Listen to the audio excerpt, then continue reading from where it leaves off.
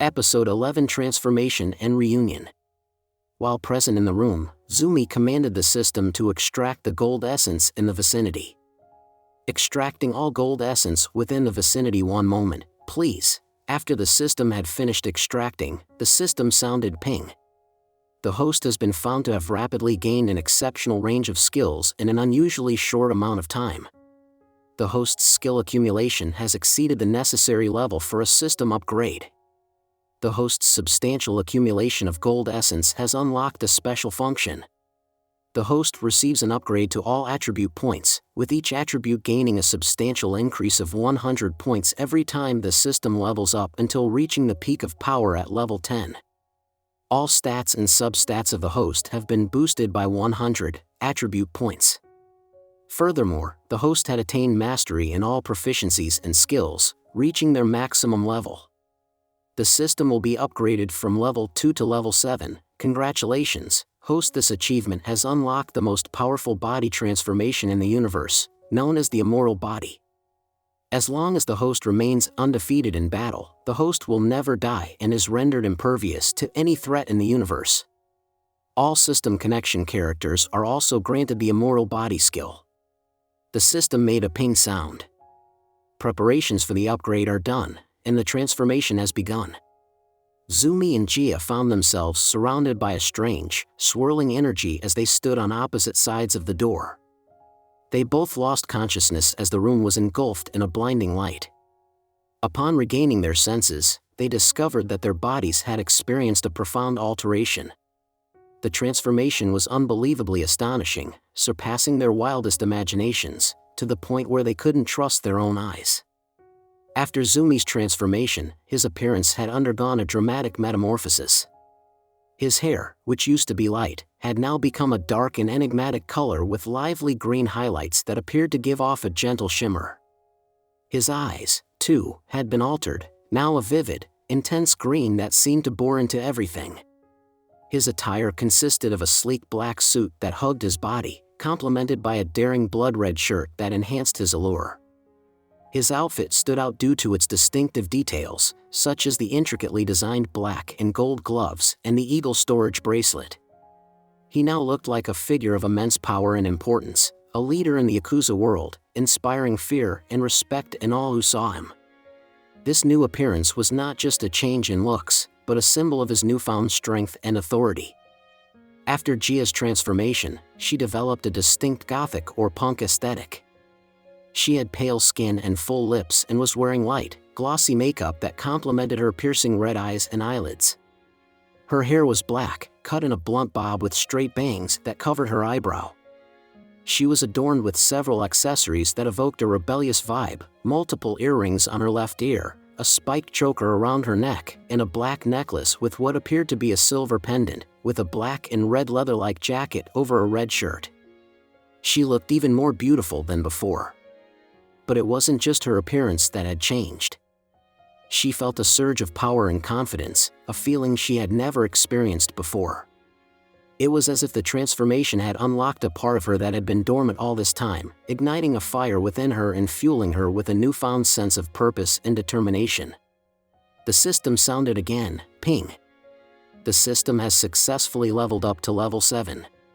The host has achieved 8 high-tier rewards and access to the soul space. All host attributes and substats plus 100 new stats window was as follows: Strength, 228, Dexterity, 220, Charisma, 240, Wisdom, 241, Intelligence, 241, Constitution, 240. Subpoints: Charm, 240, Damage points, 240, Legendary Chi Energy level 10. Zumi made the decision to wait until later to open his rewards and examine the soul space. At this moment, his priority was reaching Anna. As he opened the door, he couldn't believe how much Gia had transformed. Despite her physical changes, he recognized her by the unchanged Chi energy. "You look amazing," he exclaimed, causing Gia to blush. "Are you ready to go?" she asked. Zumi, shaking off his daze, responded, "Sure, show me the way." As they were running, they began going east while Gia explained the riddle of where they were going to Zumi, to the east, beyond the reach of lights and skies, lies a realm where emptiness and abundance coexist in eerie harmony. Only the chosen ones can perceive its existence, stepping into the ethereal house of the great lion and eagle, a sanctuary sought in times of dire conflict. Zumi and Jia had developed newfound strength and speed, propelling them to Mach 4 speeds. They raced past the city's lights and soon left it behind, entering the outskirts. After a few minutes, Jia suddenly stopped and said, "It's here." They found themselves in a deserted area resembling a barren wasteland. Zumi noticed a stone platform on the ground, visible only to those with high-level legendary chi. The safe house could only be accessed outside by standing on the platform or someone from inside letting you in. Having the chi energy of a king was the qualification for admission. At the top of the slab, it said those who bear the mark of a king may enter. Right when Jia was about to dial Jasmine's number to seek permission to enter, the ground trembled, and a resonant voice proclaimed, "Authorization granted, King Zumi Gold." Zumi's presence on the platform surprised Jia, causing her heart and face to light up with happiness. She held a great admiration for Zumi. Her master's chi energy was as powerful as that of a king. The ethereal safe house made of refined jade emerged from the barren wasteland like a shimmering oasis of peace and protection. Its walls were smooth and cool to the touch, reflecting the dim candlelight along its walls in a myriad of colors that danced across its surface. The structure was massive, capable of housing 20 million people within its spacious halls and rooms. At the entrance, a grand statue of an eagle stood proudly on one side, its wings outstretched as if ready to take flight at any moment. On the other side, a majestic lion sat regally, its mane flowing in the wind. These guardians watch over the safe house, their fierce and noble presence offering security to all who enter. Inside, the interior was a marvel of design and luxury. The floors are lined with plush carpets woven from the finest silks, and the walls are adorned with intricate mosaics depicting scenes of nature and beauty. The ceilings were high and vaulted, allowing sunlight to filter through stained glass windows, casting a soft, ethereal glow over the space. The safe house had all the amenities needed for a comfortable and secure existence. There were communal areas for dining and socializing, and private quarters for individuals and families. Gardens filled with exotic plants and flowers surrounded the structure, providing a peaceful retreat from the harsh realities of the outside world. Despite its grandeur, the safe house remained a humble refuge for those seeking shelter from any chaos and destruction of the wasteland. It stands as a beacon of hope and resilience, a testament to the enduring spirit of humanity in the face of adversity. Zumi and Jia entered, surprising everyone inside as only 2 people were supposed to have access to the door. As a result, their shock intensified when an unfamiliar young man unexpectedly appeared, and to their amazement, the entrance to the safe house promptly closed again upon Zumi and Jia's arrival. Upon detecting Zumi and Jia's chi energy, Kathy and Jasmine, who were in a room nearby, immediately ran out. Kathy shouted Master Zumi and then gave him a hug, while Jasmine embraced Jia and smiled at Zumi. Suddenly, both girls had a moment of realization, noticing 2 things.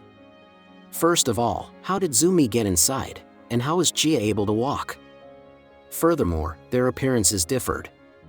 Zumi saw their looks, realized they had many questions, and quickly said, "We will have time to talk later, but where's Anna, and what's going on?" There are a multitude of people present. Many are gravely injured. Jasmine mentioned we'll discuss later how you managed to get in here without the door being open from the inside, but I have to inquire, Jia's injury was awful. How is she walking? Jia said immediately. I had my legs fixed by Master Zumi. He utilized traditional Chinese medicine.